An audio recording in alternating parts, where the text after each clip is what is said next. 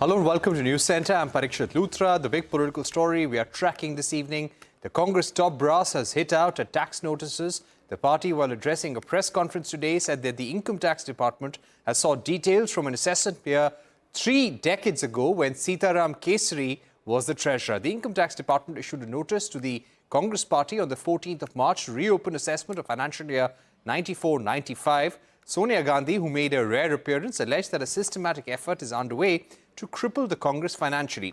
BJP President JP Nadda responded on X saying, and I quote, "The Congress is conveniently blaming their irrelevance on financial troubles." End of quote. To take this discussion forward, we are now joined by Sidharth Yadav, BJP spokesperson, and Sujata Paul of the Congress party. Sujata Paul, let me begin by asking you, the Congress is accusing the BJP of crippling them, but why were these tax demands not met? Because these issues, which cropped up in 1994, remain under litigation. They were never closed. It's not being reopened for the first time. Over the years, these notices have been sent. They have challenged. Congress has also gone to the Supreme Court. Why not clear the matter once and for all? Mr. Luthra, if this issue is in court, should the Income Tax Department not have waited? One. Secondly, no political party in India is supposed to pay income tax. Therefore, it is very clear that there cannot be any unpaid dues on our part. But what is happening today is something totally different. It is actually the Bharatiya Janata Party, which is scared of its loss in the 2024 Lok Sabha election.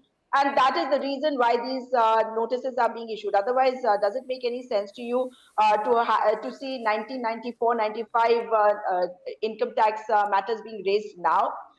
Isn't there any time bar on these matters? Was the income tax sleeping? In fact, action should be taken against Income Tax Department for issuing such notices at this point of time. However, the main thing is that after the electoral bond scheme, which I call the PM Scares Fund, which is PM Darao Fund. So he thought that the money that was coming to him through this fund, and of course, the money which was coming to them in cash, that clearly shows that the Bharatiya Janata Party has maximum amount of money. And now with this coming out in the open and it becoming completely illegal, unconstitutional, they need to cripple opposition parties. Because if we have the money and people are wanting to give us money, but because of the power of a government, they are not being able to do so, what does that prove? That the BJP is misusing its position by being in government and utilizing, or rather misutilizing, the constitutional institutions to work against the opposition parties. And if this happens, then not only the constitution but democracy and Bharat Mata will be in danger. And that is why we want to know, why is this being done at this point of time? All right. So the timing is something that you're talking about. Sidharth Yadav, how would you respond to this? Today, the entire top Congress brass came together alleging that this is a way of financially crippling the Congress party just ahead of elections. They want to make it difficult for the grand old party to conduct their election campaign. How would you respond to this allegation, to this heated campaign by the Congress party? Sidharth Yadav. First of all, I would like to factually correct my friend from Congress. The income tax should not have waited anymore, because it is not that the case is pending in the Supreme Court. You have moved to the courts against income tax. Income tax did this action after your appeal in the tribunal was rejected. You were asked to deposit a certain amount as per the laws of this country, which are bound to be implemented on every citizen, including you, me, everybody. And since you did not do that, that is when the income taxer moved this action. Point number two, you said that no political party has to pay any taxes. You're very right, but every political party has to file an ITR, which is called an income tax return. The only exemption in the income tax can be availed by a political party after you file an ITR. The section 22A of the Income Tax Act governs this. If you don't file an RTR, section 22D of the Income Tax Act applies. If you don't file an RTR and if you don't tell how much you received, from where you received, what were the amounts, how many of them were below 20,000, how many were above 20,000. You are not entitled for an income tax exemption. You are a defaulter. So Congress party is a defaulter. If any defaulter, be it any political party, any person, any individual, any NGO, their defaulters have to be treated as per the rule of law, as per the constitution of this country. We cannot say this is the grand old party, this is the Gandhi party, and since it is the Gandhi family party, they are exempted from all laws of this country. Nobody should say this, because we are a country which runs on the rule of law. Thirdly, these are not the cases from 1994, 1996. These are also cases of the assessment years 2014, 15, 16. In 2021, this assessment was made. You moved an application to the tribunal in 2022. You appealed again in 2023. You moved to the High Court. You're now moving to the Supreme Court. But you're not bothering to mention this in the press conference. You don't even want to mention that. And then you say that the democracy is being murdered. And you say that nobody is hearing you. You are being rejected. I'll just take 10 more seconds. There have been successive verdicts of income tax tribunals, High Court. Yeah. I'll just take 10 seconds. So the courts of this country are rejecting you. They're not giving you relief because you have broken laws. They are saying that you're not above the law. You want to come out here and make a narrative that you're above the law and all of this is happening at the behest of BJP? It is not happening. All political parties are there. Nobody is facing this. It's just you, because you feel that you're above the law, which is not the case. Okay, Sujata Paul, respond to this. Now, this is a matter before the courts. A lot of this is emanating from what has happened in income tax tribunals, Delhi High Court. Shouldn't the Congress also be respecting what the courts have said, what the tribunals have said? Of course, we have always respected all the institutions of our country.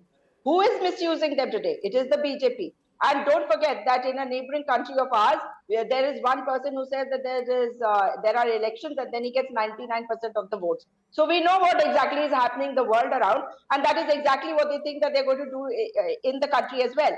But look at the entire narrative that is being built about ITR being filed and not being filed. Of course, if an ITR has not been filed, there will be a penalty. I agree to that also. But what kind of penalty will it be? You will freeze our accounts and demand how much of the money? You would probably penalize us the way you penalize other people with 10,000 rupees. But you are going to freeze how much? 199 crores of us, so that we can't contest elections. You look at the Bharatiya Janata Party. The Bharatiya Janata Party, and my friend here, he was on another show with me and he said before 2014 they did not have money, and when they came into power they started building their big offices. So of course you did, and 2,500 crore rupees is being spent to build an office. Look at the way they have their events. How much money I get your point. Sidharth Yadav, what the Congress is saying, this is disproportionate punishment. 14.49 lakhs was received in cash component. This was 0.07% of the total donations.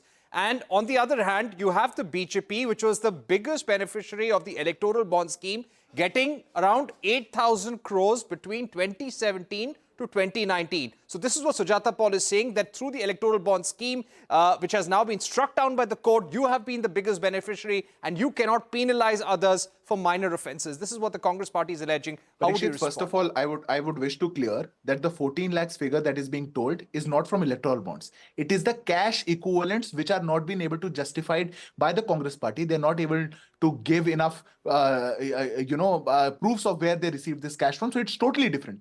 Second, point number 2, this entire action has not been taken on those 14 lakhs. It is on the delay of filing the ITR. If you are seeking an exemption on the income tax, you are getting loads and loads of money and you don't want to file tax, you have to file an ITR. If you don't file an ITR, can you and me be exempted? Thirdly, you are saying that the action is disproportionate. I would request you, please point out which provision, which action is not according to the provisions of the Income Tax. According to the Income Tax Act, when such assessment happens and someone is a defaulter, like a Congress party, you have to deposit either 20% and then the case goes on, you can go ahead.